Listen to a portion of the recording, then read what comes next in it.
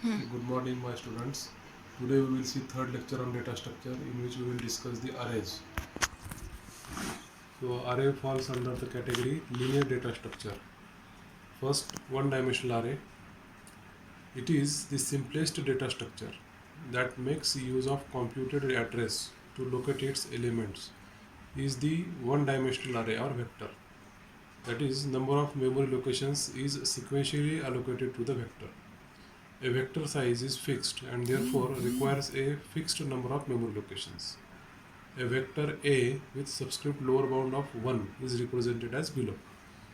L0 is the address of the first word allocated to the first element of vector A.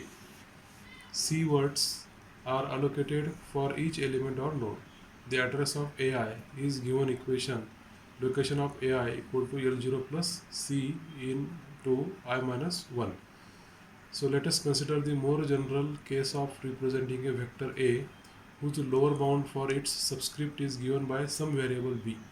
The location of AI is then given by location of AI equal to ln plus c in bracket I minus b.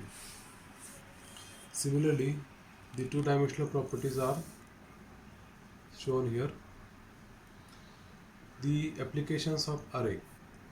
First application is symbol manipulation, that is matrix representation of polynomial equation, and second is sparse matrix.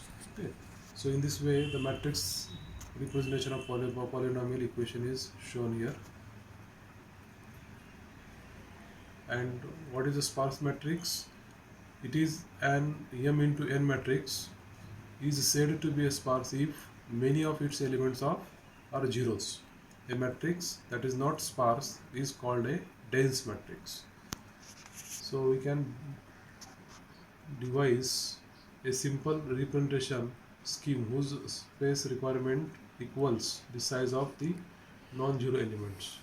So this is the example of a sparse matrix, okay, where maximum zeros are shown, and this is a dense matrix.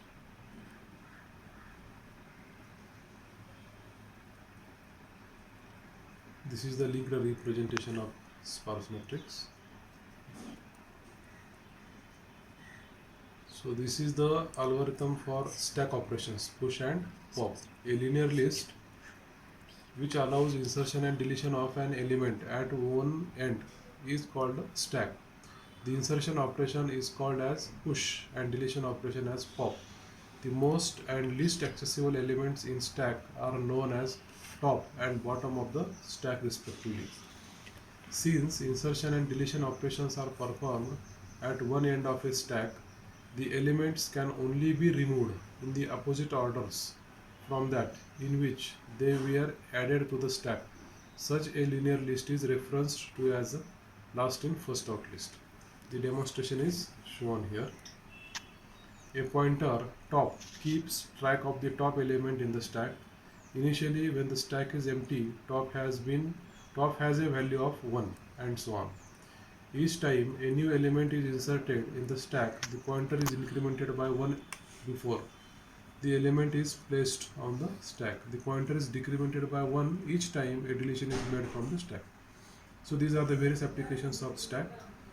Recursion, keeping track of function calls, evaluation of expressions, reversing characters, servicing hardware interrupts, and solving combinatorial problems using the backtracking concept.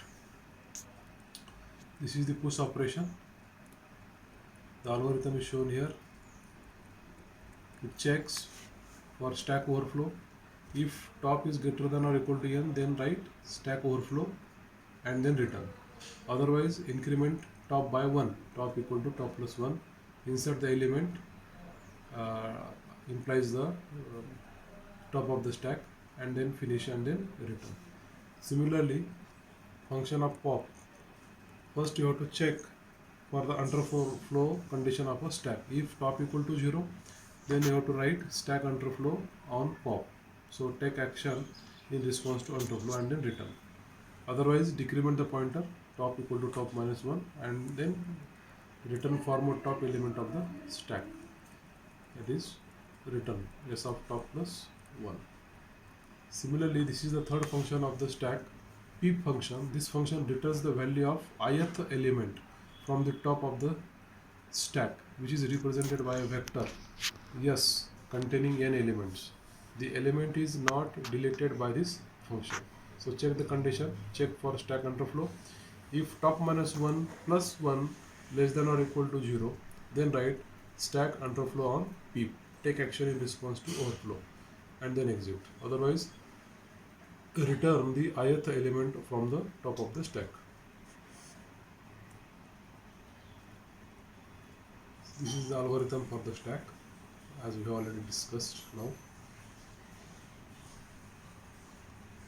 These are the various algorithms related to the stacks.